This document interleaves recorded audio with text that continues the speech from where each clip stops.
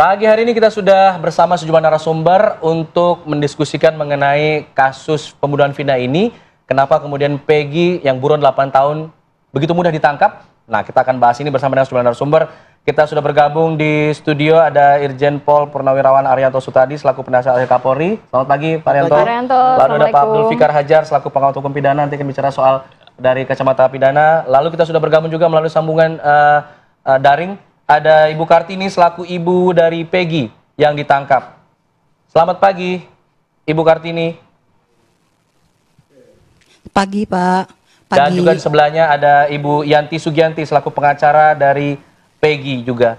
Selamat pagi, Bu Yanti. Selamat pagi, Bu Kartini. Saya ingin ke Ibu Kartini. Ya, selamat pagi. Selamat pagi, Bu Kartini. Ya, pagi. Pagi semua. Pagi, Pak. Baik, Bu. Pagi. Kami ingin tahu karena banyak yang beredar informasi bahwa Peggy yang ditangkap, anak ibu ini bukanlah DPO yang dicari selama ini. Iya, memang anak saya bukan DPO yang dicari selama ini. Karena anak saya waktu kejadian tidak ada di sini. Bahkan anak saya pun tidak menahu tentang pembunuhan ini. Ada saksi juga. Oke, ini kan kejadiannya ada saksi bondol kalau waktu kejadian Bu. anak saya. Baik, ini kan kejadiannya Agustus 2016. Ya. Pada saat itu Peggy ada di mana, Bu?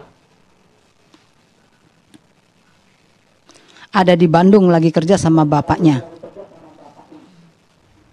Oke, Bu Kartini, jadi sebelum pihak kepolisian menangkap atau mengamankan Peggy ini, adakah mendatangi rumah ibu di Cirebon, Jawa Barat untuk bertanya mengenai Peggy dan lain sebagainya? Atau di tahun 2016 silam memang sempat ada tuduhan juga kepada Peggy atau mungkin pihak kepolisian juga sempat mengamankan Peggy atau gimana?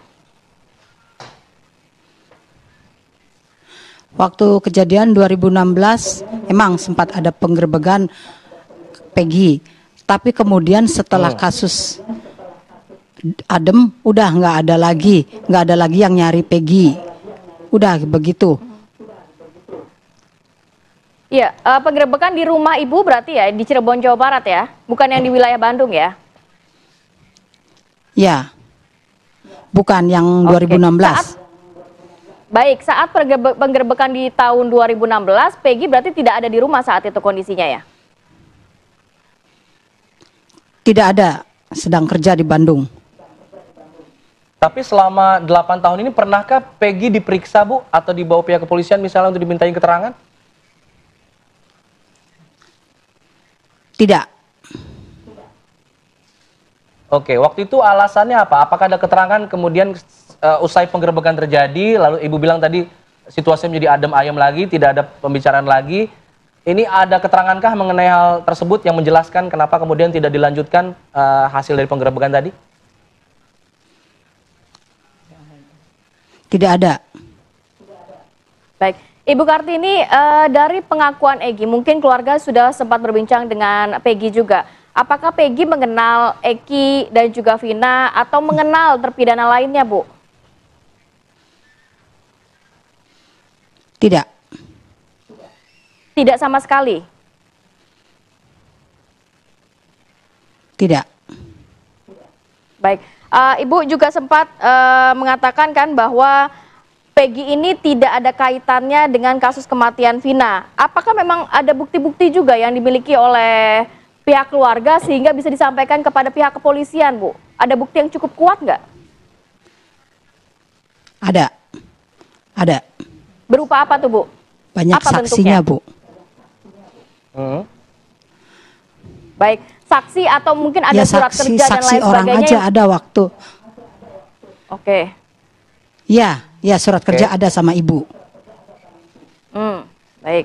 Oke, selama 8 tahun ini, Bu, Peggy aktivitasnya apa saja? Karena informasinya Peggy ini bekerja sebagai buruh bangunan, begitu. Apakah ada pekerjaan lain yang ia lakukan, berjualan atau misalnya dan lain sebagainya? Tidak. Peggy hanya kerja bangunan. Baik, Ibu kapan terakhir berkomunikasi dengan Peggy sebelum ditangkap oleh pihak kepolisian? Saya lupa. Baik, apa yang disampaikan terakhir? Adakah menyampaikan terkait kasus ini dan lain sebagainya? Atau menceritakan sudah ada pihak kepolisian yang mendatanginya di Bandung, Jawa Barat?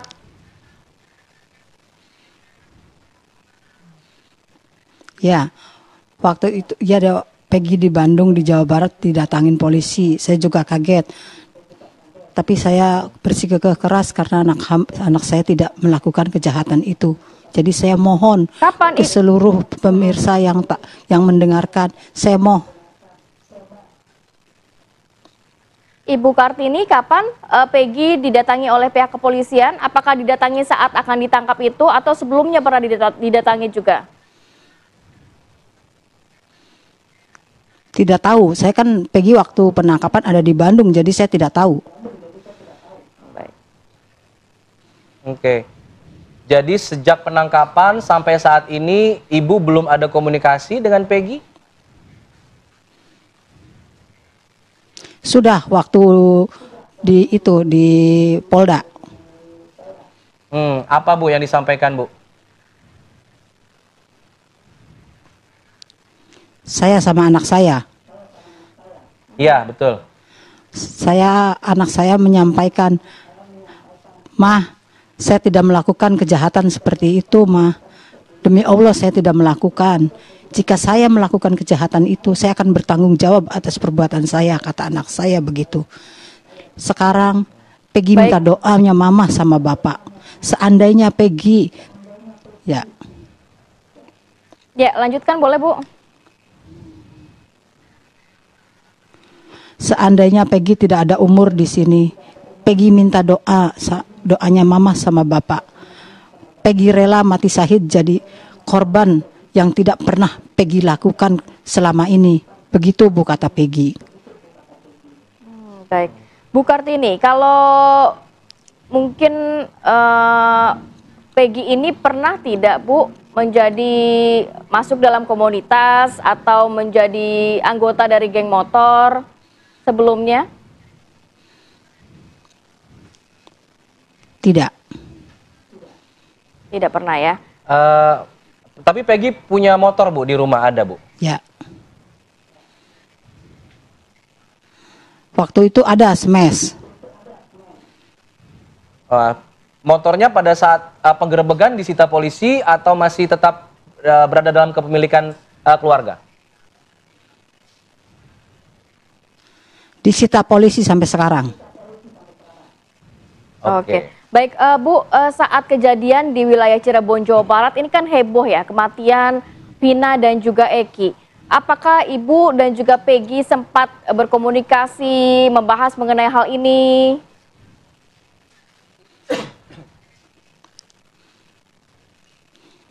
Ya, saya bertanya sama Peggy, sedangkan kasus-kasus yang terdengar anak saya yang terlibat. Jadi saya ngomong sama Peggy, "Peggy, apa kamu pernah melakukan kejahatan itu?" Peggy ngomong, "Tidak, Ma. Peggy tidak melakukan kejahatan itu. Peggy juga sadar, Peggy orang tak mampu. Buat apa Peggy melakukan kejahatan seperti itu? Peggy juga punya adik perempuan. Peggy juga takut kualat nanti barangkali tertimpa pada adik perempuan Peggy." Kayak gitu Peggy ngomong, Bu. Oke, baik. Saya bergeser ke Ibu Yanti, kuasa hukum dari Peggy. Bu Yanti, saat ini untuk status Peggy sendiri, saksikah atau sudah tersangka? Bagaimana update terbarunya? Kebetulan waktu kami dan tim datang ke sana pada saat Peggy di BAP itu sudah ditetapkan sebagai tersangka karena keterangan dari penyidik bahwa Peggy udah 1 kali 24 jam sudah bisa ditetapkan sebagai tersangka. Jadi penetapan tersangkanya baru beberapa waktu terakhir ini ya Bu ya? Iya, penetapan tersangkanya itu seperti tergesa-gesa. Kami kan Peggy ditangkap pada tanggal 21 Mei 2024 jam 6 sore. keterangan dari orang tuanya Peggy. Kemudian saya subuh itu 22 Mei 2024 saya berangkat subuh. Saya udah nyampe sana sekitar jam 9 dan saya hanya diperbolehkan melihat Peggy dan belum boleh berkomunikasi dengan Peggy. Kemudian saya disuruh menunggu dan baru bisa komunikasi dengan Peggy itu di jam 8 malam. Saya menunggu dari jam 9 sampai jam 8 malam. Ya karena kita sama-sama penegak hukum, saya hormati apa yang menjadi keputusan dari polisi. Saya tunggu. Walaupun saya saat itu kecewa, kok saya disuruh nunggu begitu lama gitu. Saya belum bisa komunikasi dengan klien saya. Padahal saya pengen komunikasi dan saya ingin mengajukan penangguhan penahanan saat itu. Tapi begitu saya masuk dan bisa berkomunikasi di jam 8 malam, saya langsung disodorkan bahwa Peggy sudah ditetapkan sebagai tersangka. Saya hanya mendampingi BAP saat Peggy sebagai tersangka dan saya tidak lanjutkan lagi Bu. Ya, silakan. Mbak. Silakan Bu. Ya. Saya tidak mendampingi Peggy saat diperiksa sebagai saksi. Saya hanya mendampingi Peggy setelah ditetapkan sebagai tersangka di jam 8 malam. Baik, Bu, apa alat buktinya sudah dikumpulkan pihak kepolisian yang juga ini memantapkan pihak kepolisian untuk menangkap Peggy, Bu? Saya sempat tanyakan itu, kenapa ini secepat ini kok ditetapkan sebagai tersangka, bukti apa? Karena bukti-bukti sudah kuat, sudah cukup, polisi bilang seperti itu, tapi kita tidak ditunjukkan bukti apa yang mereka katakan cukup itu. Oke. Baik, nanti kita akan juga minta pendapatnya dari Pak Arianto dan juga Pak Fikar mengenai hal ini, bahwa Peggy sudah jadi DPO bahkan sebelum jadi tersangka. Saya ingin tahu mengenai hal tersebut. Kita akan bahas nanti usai jeda. Tetaplah bersama kami di Apa Kabar Indonesia Pagi.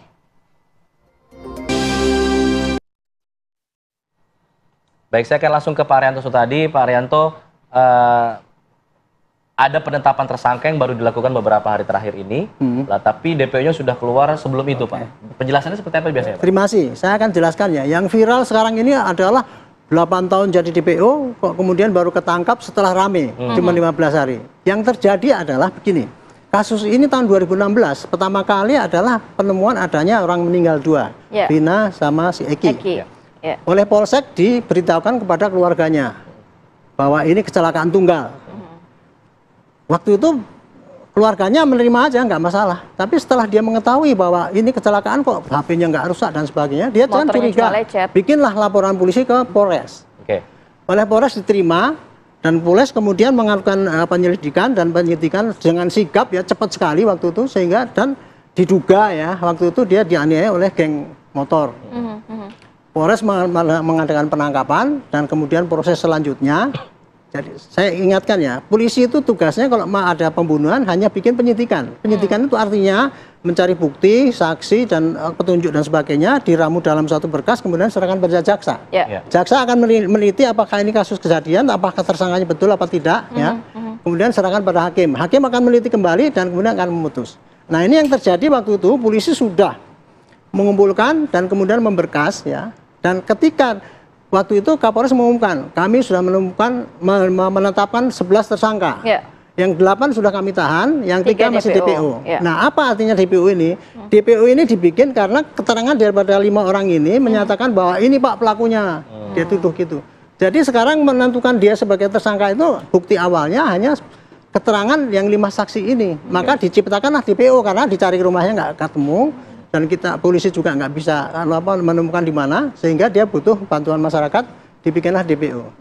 Ketika sudah selesai berkas diserahkan ke jaksa, ternyata yang 5 ini mencabut keterangan BAP-nya di awal. Mencabut keterangan, bukan BAP-nya semua ya, mencabut keterangan bahwa ini yang ada pelakunya. 3 orang ini ya. Akibat dicabut kesaksian itu, maka tidak ada lagi dasar untuk bikin ini DPO. Tapi DPO nggak dicabut, cuma biarkan aja. Kenapa? Polisi sudah puas dengan bisa mengirimkan 8 berkas dan oleh jaksa diterima dan oleh hakim divonis. Itu tugas polisi waktu itu dianggap selesai. Tapi kenapa baru ada 3 DPO sekarang ini? Apakah memang sudah diangkat ke layar lebar dan lain sebagainya? Waktu itu ya begitu 8 orang itu sudah divonis, polisi sudah selesai waktu itu, tidak meneruskan pencarian 3 orang ini. Tapi nggak dicabut, cuman tidak diteruskan karena kan kesaksian tadi kan dicabut. Oke ya. Sudah selesai kan? Dan menurut pengamatan saya itu tugas polisi sudah bagus karena sudah masuk ke penjara. Menangkap 8 orang. Belakangan baru muncul ini ada film itu kan, film yang pakai skenario gini. Yang muncul adalah 8 tahun DPO dikejar baru sekarang, setelah ribut baru 15 ketangkep. Padahal DPO-nya baru ini yang dulu dihentikan. Ya. Nah sekarang ini muncul lagi DPO baru. Tapi kenapa di tahun 2016 Peggy ini pernah juga didatangi pihak kepolisian dan juga diduga sebagai... Ya itu tadi, kan dia ketika 5 orang itu mengatakan 3 orang itu jadi DPO. Usaha polisi adalah mencari di mana dia ada, antara menggerap di rumahnya. Tapi karena nggak ada kan, makanya dibikin DPO itu, gitu loh. Tapi ada keterangan nggak Pak, kenapa kemudian kelima saksi tadi, 5 terpidana tadi itu mencabut pernyataan soal 3 DPO itu? Keterangan itu saya tahu ya, tetapi di berkas pasti tidak ada alasan mencabut dan dia mesti. Dan memang tidak diwajibkan untuk mencantumkan alasan pencabutan itu hak daripada orang yang diperiksa mencabut, selesai urusan. Gitu. Tidak ada intervensi di situ Pak, informasinya? Pencabutan itu udah pasti. Entah dia kesadaran sendiri atau ada tekanan. Yang saya dengar ya, ini ketekanan itu ada orang yang mengancam dia kalau sampai menyatakan ini jadi DPO dia nanti akan celaka. Nah, sehingga dia kan ketakutan ya, dia mencabut itu aja. Sudah gitu. Pak Arianto, sebenarnya kan pihak kepolisian juga kita tahu ya ada manajemen penyidikan tindak pidana di mana setiap berkas, dokumen, administrasi semua lengkap begitu ya. Apakah pihak kepolisian yang saat ini Polda Jawa Barat bekerja juga berdasarkan yang di tahun 2016 silam? Atau memang kalau yang sekarang ini beda, karena gini ya, sekarang ini dia dinyatakan jadi DPO lagi karena orang ribut di lapangan, ya kan gitu kan, tuntutan mosok dulu nggak ditangkap. Oke lah, polisi dengan sigap melayani masyarakat, tugasnya sekarang adalah menangkap kembali itu 3 orang dan kemudian mengumpulkan bukti lagi, apakah cukup nggak dia dijadikan tersangka untuk bahwa dia ikut serta dalam itu. Jadi ini nanti ya 3 orang itu pasti akan diburu, kemudian kalau ditangkap akan ditanya apa buktinya, kemudian nah disinilah polisi membutuhkan saksi yang baru yang tambahan supaya bisa menjerat 3 orang ini jadi tersangka. Jadi tersangka dan dikirimkan ke kejaksaan. Polisi nanti kalau seandainya mengumpulkan bukti semua akan dikirimkan berkasnya ke jaksa. Jaksa akan meneliti, kalau cukup dia akan nuntut, kalau enggak polisi akan masih dihentikan. Jadi jangan kecewa nanti kalau 3 orang ini kemudian akhirnya ending kepada SP3 atau kemudian dikirim oleh jaksa sampai divonis tapi tetap mengatakan bahwa saya tidak bersalah kok ditangkap. Bisa ya seperti itu pastinya. Bisa terjadi. Kemungkinan ada ya. Sekarang yang terjadi kan masing-masing kan dengan argumentasi sendiri bahwa saya tidak bersalah. Bahkan sudah dipidana pun masih mengatakan tidak bersalah ya. Itulah gambarannya ya Bu. Ini 3 orang ini DPO ini kan masih kecil buktinya ya. Dipaksakan harus ketangkap.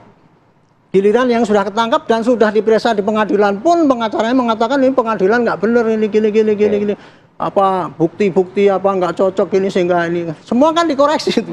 Padahal tapi sebenarnya tersangka ini juga bisa memberikan bukti kan Pak. Dalam arti tadi pihak keluarga mengatakan bahwa ada saksi, ada surat kerja itu yang menyatakan dia kan gitu Pak. Tapi masih bisa dibuktikan juga kan nantinya? Ya nanti apa yang diomongkan oleh keluarga tadi itu silahkan sampaikan kepada polisi supaya polisi itu mengumpulkan bukti ya.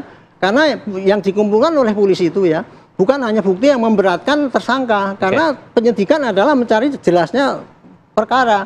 Jadi yang memberatkan maupun yang meringankan pasti dia ramu supaya dipelajari oleh jaksa ini patut enggak ini jadi tersangka dan untuk menjadi pertimbangan hakim apakah patut enggak dihukum apa tidak. Jadi intinya gitu. Jadi penyidikan polisi sudah selesai tuntas dengan baik, tapi sekarang dikejar-kejar polisi masih itu yang saya tidak terima sebagai polisi gitu. Baik Pak Fikar, ini kan ada mekanisme pra peradilan ya. Kalau memang pihak keluarga menyatakan tidak menerima penetapan tersangka begitu. Ini prosedurnya bagaimana dengan apa yang dikatakan oleh Ibu Kartini tadi, pembantaian tadi itu harus bisa dibuktikan atau bagaimana untuk bisa masuk ke pra peradilan? Ya, oke.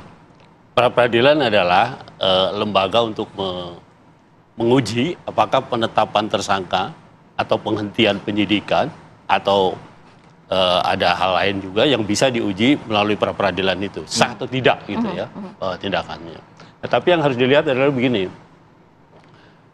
yang namanya penyelidikan itu kan sebenarnya serangkaian tindakan untuk menyimpulkan ada nggak peristiwa pidananya, Iya, betul. baru ditingkatkan ke penyidikan. Nah, di penyidikan itu sebenarnya mencari tersangkanya kan begitu. Nah, kalau ini sudah masuk ke tahapan penyidikan, ya maka sebenarnya polisi dengan bermodalkan minimal 2 alat bukti, dia sudah menetapkan tersangkanya. Gitu. Dan tersangka juga bisa menguji itu. Nah, itu tadi pra-peradilan itu. Nah, jadi kalau menurut saya, kalau sekarang ada ketidaksesuaian, di satu sisi polisi menganggap sudah ada bukti bahwa orang ini bisa diteruskan menjadi satu perkara pidana, tapi di sisi lain umpamanya ada tersangka yang tidak terima dengan penetapan itu, ya saya kira mekanisme hukumnya ada itu tadi, pra-peradilan itu. Gitu. Jadi tinggal dibawa saja ke pra-peradilan gitu. Ya, artinya apa? Artinya dua pihak punya kesempatan yang sama gitu, ya untuk melanjutkan atau tidak melanjutkan. Ada tenggat waktu nggak dalam pra-peradilan ini, Pak? Saya kira sepanjang proses ini masih jalan, tidak ada hambatan untuk mengajukan. Walaupun statusnya sudah tersangka ya? Iya. Justru itu kan? Justru itu ya? Ya justru tersangka itu yang harus diuji. Gitu loh. Kalau belum ditetapkan sebagai tersangka, apa yang mau di pra-peradilan kan gitu.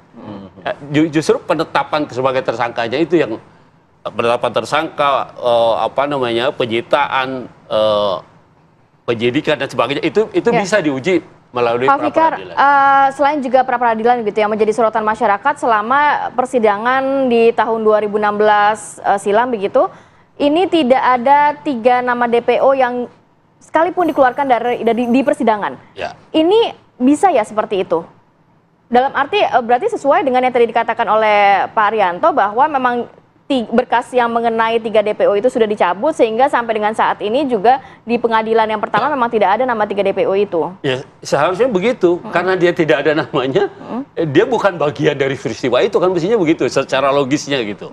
Nah, tapi secara yuridis ketika kemudian ada orang menyebutkan ada 3 orang ini juga punya peranan dalam peristiwa itu, ya polisi sebagai penegak hukum harus bekerja juga gitu. Punya kewajiban itu. Punya kewajiban untuk menindaklanjuti itu bahwa ini yang 3 itu adalah bagian dari peristiwa yang dilakukan oleh 8 itu mungkin seperti itu. Baik. Gitu. Pak Fikar atau Pak Arianto ada yang mau bertanya dengan keluarga Peggy? Silakan Pak. Saya tidak bertanya ya, tapi saya hanya menyarankan pada mereka ya. Pada keluarga itu tadi ya, kalau merasa anaknya itu ditangkap dan itu salah tangkap itu ya, itu dia bisa langsung komplain kepada polisi atau kepada siapapun dia bisa komplain itu ya. Bahkan tadi bisa mengajukan pra-peradilan tadi, kok ditangkap dan sebagainya itu. Tadi saya tambahkan ya, pra-peradilan itu jangkanya Pak, sepanjang kasus itu belum disidangkan, boleh mengajukan pra-peradilan. Jadi ini nanti ya, kalau yang merasa salah tangkap itu waktunya dia untuk mengajukan pra-peradilan bahwa ini nggak benar itu. Itu termasuk juga yang dulu itu si Tata yang katanya dulu kalau misalkan itu mestinya dulu itu dia mengajukan komplain gitu. Nah, sekarang udah tuntas dia mengajukan ngomong di media, nggak bisa. Jadi sebelum inkrah begitu ya Pak ya? Kalau pra-peradilan diajukan sebelum disidangkan kasusnya itu. Baik. Baik. Tapi kalau untuk yang itu tadi yang sudah diputus itu yang merasa Sudah tidak bisa lagi. dia mengajukan PK untuk anunya. Gitu. Oke, saya ingin ke pihak keluarga. Ibu Kartini ada jalur hukum untuk kemudian mempra-peradilankan penetapan tersangka, Bu. Ada rencana ke sana, Bu, untuk kemudian menguatkan argumentasi pihak keluarga?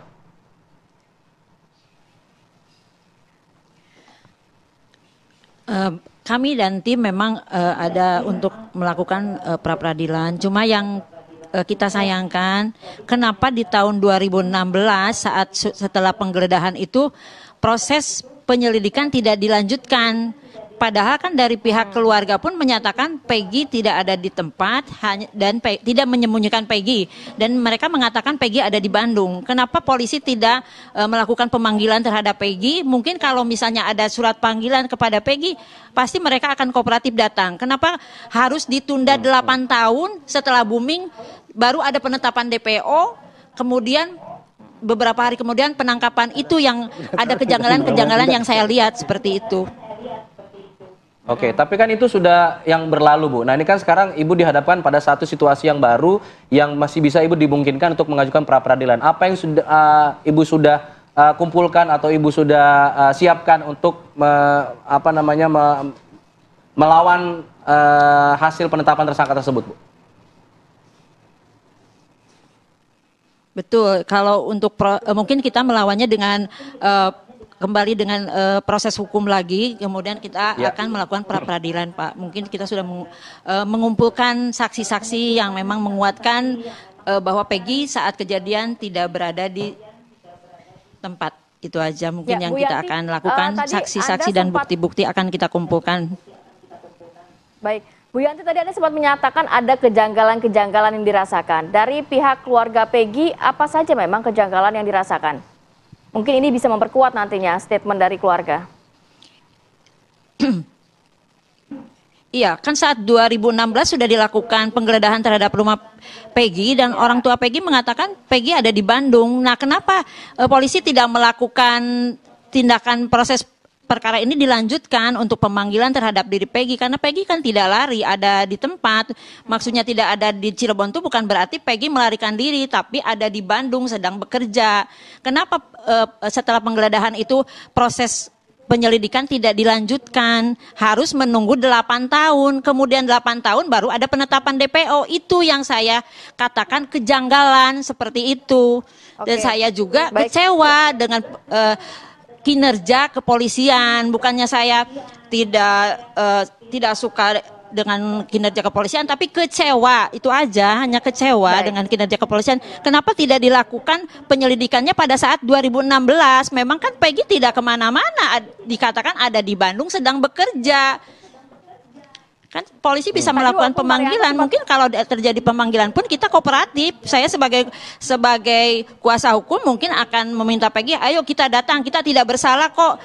Katakan, saya dampingi, kamu katakan, kamu tidak bersalah, kamu tidak ada di situ. Ini saksi-saksi loh, ada 7 saksi yang bekerja bersama kamu di tanggal 27 Agustus 2016. Kenapa polisi kok menunda penyelidikan? Kan bisa dilakukan penyelidikan. Saya sebagai kuasa hukum Peggy saat itu 2016 mau mendampingi Peggy kalau ada pemanggilan secara resmi. Itu aja yang saya kecewakan. 7 orang saksi yang Anda katakan menguatkan posisi Peggy pada saat itu di Bandung, saat ini masih bersedia untuk dimintai keterangan mungkin? Iya, ada saksi yang sangat kuat saat itu adalah saudara Bondol. Dia karena dia tidak betah bekerja di tempatnya Peggy sedang membangun rumah seorang Chinese, kemudian dia pulang itu di malam minggu saat kejadian. Kemudian besoknya kan ada bicara-bicara ini ada pembunuhan terhadap Vina dan Eki gitu. Pembunuhnya namanya Egi gitu. Saat itu Peggy apa Egi, dia Bondol itu mengatakan begitu. Udah komunikasi dengan saya. Peggy, tapi kalau Peggy kan Peggy ada di sana. Tadi pas saya pulang pun dia sedang bekerja. Apa mungkin bukan Peggy yang dimaksud? Nah, itu saksi nanti yang akan saya hadirkan pada saat pra-peradilan kalau memang kita harus menempuh jalur itu. Tapi saya menyayangkan kenapa di 2016 tidak dilakukan kelanjutan penyelidikannya gitu, seperti itu. Baik, sebelum nanti saya terakhir ke Ibu dari Peggy, Pak Arianto ada yang mau ditanggapi Pak terkait hal ini? Ini suatu contoh ya, beliau seorang pengacara pun tidak bisa mendengarkan penjelasan saya tadi, apalagi masyarakat umum. Itu tadi kan mengapa kok nggak dikejar-kejar dari dulu? Kan tadi udah saya katakan, ketika itu ditanyakan sebagai DPO itu dulu, dan ketika itu digeledah rumahnya nggak ada, keterangan bahwa yang menerangkan ini 3 orang itu terlibat itu dicabut. Ya otomatis nggak diteruskan kan. Nah sekarang muncul tuntutan itu untuk ini sebagai tersangka, maka tindakan polisi sekarang harus menangkap untuk mencari klarifikasi gitu. Itu jadi kepada penasihat hukum tadi ya. Ini kalau memang ini sekarang ini dianggap itu melanggar hukum, di pra-peradilan untuk penangkapan itu. Ya ada ranahnya ya. Tapi ini ya, polisi akan mencari keterangan dari dia. Kalau memenuhi syarat akan dikirim ke jaksa akan meneliti dan akan dikirim ke pengadilan. Bukan polisi itu langsung memvonis ya, enggak. Inilah KUHP yang baru, ada saringan-saringan ya, polisi tidak asal tangkap aja. Uang yang sudah dihukum aja masih merasa tidak bersalah, apalagi ini kan gitu. Jadi ini intinya gitu. Baik, terakhir saya ingin ke Ibu Kartini. Bu Kartini, harapan Ibu mengenai kasus ini Bu, silakan jika ingin Anda ingin sampaikan ke publik. Ya, saya sih cuman ingin anak saya bebas, anak saya tidak salah tangkap. Kan beda itu di DPO namanya Egi, alamat juga beda. Alamat Banjarwinangun, sedangkan anak saya Peggy Setiawan, alamat Desa Kepongpongan, Blok Simaja, RT 2 RW 2. Itu sudah cukup kuat bagi saya untuk menolak tuduhan ini terhadap anak saya, karena anak saya bukan pelaku pembunuhan yang sesungguhnya. Itu aja, Pak. Saya mohon kepada seluruh orang di Indonesia untuk menilai keluarga saya. Baik, terima kasih banyak Ibu Kartini dan juga Ibu Yanti sudah berbagi informasi dan waktunya pada pagi hari ini. Kita juga nantikan bagaimana proses penyidikan dari pihak kepolisian. Assalamualaikum. Ya. Kita harus ajak pemirsa juga untuk jeda dulu sejenak ya pemirsa. Nanti kita akan kembali lagi berbincang dengan Pak Arianto dan juga Pak Fikar saat lagi tetap bersama kami. Ya, sebelum kita melanjutkan perbincangan, kita hadirkan dulu informasi pemirsa. Ini Aep yang menurut pernyataan sejumlah kuasa hukum terpidana pernah ditanyai oleh ayah Eki, Rudiana, Alia ini menjadi saksi kunci kejadian. Ini akhirnya buka suara yang menyebut Peggy alias Peron yang ditangkap adalah benar sosok pelaku yang memang berada di lokasi pembunuhan Vina dan juga Eki. Aep ini memang warga Bekasi, Jawa Barat. Ia kembali diperiksa dan juga dimintai keterangan oleh Dirkrimum Polda Jawa Barat dan juga Polres Cirebon baru-baru ini. Ia diperiksa seputar DPO terduga pelaku pembunuhan Eki dan juga Vina di Cirebon. Jadi Peggy Setiawan alias Perong ini Aep juga dimintai keterangan di Mapolsek Cikarang Utara. Menceritakan Peggy alias Perong benar ada di lokasi kejadian menggunakan sepeda motor berwarna merah jambu. Jadi Aep ini saksi kunci yang menyatakan bahwa sebenarnya Peggy memang di situ, Peggy benar itu orangnya yang memang saat ini sudah diamankan pihak kepolisian. Oke, kita dengarkan pernyataan dari Aep. Ya, terakhir semalam itu diberi keterangan soal masalah DPO yang semalam baru ketangkep. Itu dia menanyakan apakah saudara kenal sama orang ini. Ya, saya mengenalinya, cuman saya tidak tahu namanya gitu. Terus motornya apakah tahu motornya? Saya sebutkan ya saya tahu motornya apa, Smash gitu saya. Smash warna pink gitu. Oh, si Peggy ini dulu motornya Smash. Iya. Tapi emang si Peggy ini terlibat atau gimana? Waktu penangkapan itu saudara Peggy itu nggak ada ya waktu penangkapan itu, tapi waktu pas kejadian itu ada. Ya, setelah penetapan tersangka dan juga penahanan terhadap Peggy, kuasa hukum dari keluarga Vina juga angkat bicara, Hotman Paris Hutapea, mengenai hal tersebut. Kita akan dengarkan keterangan dari Hotman Paris. 1 DPO sudah tertangkap oleh Polda Jabar, baru 1 dari 3. Thanks. Semoga yang 2 lagi dapat. Yang 1 tertangkap ini, mohon semua keluarganya diperiksa apakah selama ini ikut atau terlibat obstruction of justice, menyembunyikan pelaku, karena juga bisa jadi target pidana. Ya, keluarganya pun bisa dipidana kalau terbukti menyembunyikan si pelaku ini selama ini. Kita akan kembali berdialog. Saya ingin ke Pak Arianto. Pak Arianto tadi katakan bahwa kenapa kemudian Peggy baru ditangkap lagi ini karena sebelumnya pada tahun 2016 ada pencabutan keterangan soal keterlibatan 3 DPO ini. Ya. Dan ada tadi katakan ada semacam ancaman terhadap mereka, terpidana ini, sehingga kemudian mencabut keterangan itu. Ya. Apakah polisi punya kewenangan untuk menindaklanjuti ancaman dari mana, seperti apa, dan bagaimana begitu? Polisi jelas harus menyelidiki siapa yang mengancam itu. Cuman kendalanya ketika dia ditanya siapa yang mengancam, dia nggak berani ngomong. Nah, kan polisi nggak bisa melanjutkan kewenangan itu, tapi kewenangan ada. Tapi tindakan untuk siapa yang mengancam itu sulit untuk diterima, gitu kan. Ya akhirnya ya cuman apa adanya diterima. Segitulah batas polisi. Kita nggak boleh ngomong dikepukin lagi, ngaku kamu siapa yang ngancam, kan nggak mungkin. Gitu. Itulah kendala ya. Jadi secara teoritis gampang itu. Polisi bisa berulang, tapi belum tentu bisa. Nah akibat daripada itu ya Pak ya. Dan polisi kemudian tidak gigih lagi memperdalam ini, karena ternyata yang 8 itu sudah disidangkan dan sudah divonis. Disitulah ukuran keberhasilan polisi ya Pak. Setiap ada kasus ini ukurannya adalah dia menemukan menjelaskan perkaranya, menemukan tersangkanya dan sudah bisa berhasil mengirim kejaksaan.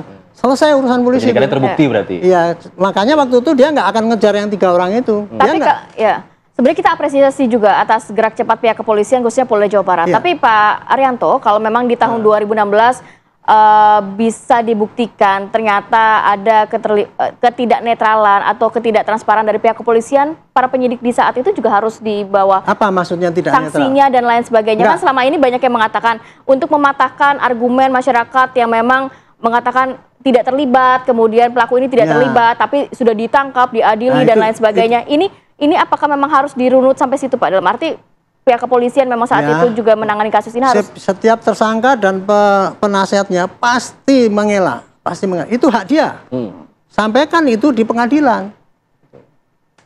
Nggak bisa sampaikan pada polisi karena polisi itu hanya pada memberkas saja, memberkas sudah selesai gitu kan? Apa berkasnya selesai, kemudian dikirim jaksa, selesai, polisi nggak bisa anu lagi. Tapi kalau dia keberatan di ini di pengadilan sampaikan itu karena fakta persidangan itulah yang dipakai oleh hakim untuk memutus gitu. Jadi jangan ngomong gini seperti ini tadi ya. Rekonstruksi itu dibantah sama pengacaranya, nggak gitu. Saya lihat berkasnya begini-gini, tapi kenyataannya begitu. Rekonstruksi itu pasti berdasarkan dari berkas yang dikirim, yang dipelajari oleh jaksa, gitu loh. Jadi intinya gitu Bu. Jadi suatu hal yang biasa ya. Kalau dari pihak tersangka itu pasti akan mengatakan saya salah tangkap dan saya tidak bersalah. Even yang sudah divonis pun dia ngomong saya ngaku gitu karena saya dipaksa. Ada intervensi. Kan? Padahal waktu dipaksa itu dia boleh. Nah ini saya menambahkan nih. Dipaksa waktu itu ya, mengatakan dipaksa waktu itu. Terus kemarin ibunya mengatakan luka-luka parah. Memang itu terjadi waktu itu Pak, ada luka parah. Tapi atas kasus itu saya kemarin telepon Kapolda Jabar. Iya Pak, itu dulu terjadi dianggap pelanggaran disiplin karena apa? Kepala rumah kasih tahanan itu tidak mengamankan tersangkanya yang dikebukin sama teman yang lain. Sudah ada hukuman vonisnya, ada Bu. Putusan beda kasus berarti itu ya. Kasus itu. Kasus jadi yang didalilkan di luar dikebukin oleh polisi si Tata kemarin yang fotonya beredar itu ya Pak ya. Yang terjadi sebetulnya adalah memang terjadi pemukulan tapi oleh tersangka yang lain katanya polisi loh ya. Itu ketujuh terpidana yang memang sudah masuk berarti. Iya. Yang fotonya beredar itu ya. Iya. Itu dan itu dikebukin oleh tahanan lain, makanya yang disalahkan adalah kasih tahanan dan sudah ada hukuman disiplinnya. Itu kalau keterangan polisi ya. Baik. Saya juga nggak ngerti benar apa enggak gitu. Kita saling itu. Pak Fikar, untuk menanggapi kasus ini agar kemudian tidak semakin berkembang liar, apa yang bisa disampaikan mengenai proses pemeriksaan atau proses pidana yang sedang berlangsung saat ini? Ya, saya kira dari sudut mereka yang didudukan sebagai tersangka, mekanisme hukum sudah jelas gitu ya. Kalau belum sampai ke pengadilan, ada yang namanya pra-peradilan gitu ya. Di satu sisi yang lain juga polisi kan memang punya kewenangan untuk memberkas itu kan. Sampai sekarang belum sampai ke kejaksaan, belum sampai kalau belum masih penyidikan gitu. Artinya sebenarnya keluarga tersangka masih bisa mengoptimalisir pra-peradilan itu gitu. Apakah tindakan polisi dari menangkap, menahan, bahkan menetapkan sebagai tersangka itu sudah sah atau tidak gitu, atau didasarkan pada bukti-bukti yang benar atau tidak gitu. Nah itu bisa dibawa di pra-peradilan. Oke, kita juga masih menantikan ya bagaimana kasus kematian Vina dan juga Eki ini yang saat ini terus ditangani oleh pihak kepolisian khususnya Polda Jawa Barat. Terima kasih banyak Pak Arianto, kemudian juga Pak Fikar sudah hadir pada pagi hari ini. Sehat selalu. Assalamualaikum. Waalaikumsalam. Baik, kita jeda dulu. Nanti kita akan informasikan sejumlah informasi update lainnya hanya di sini di Apa Kabar Indonesia Pagi.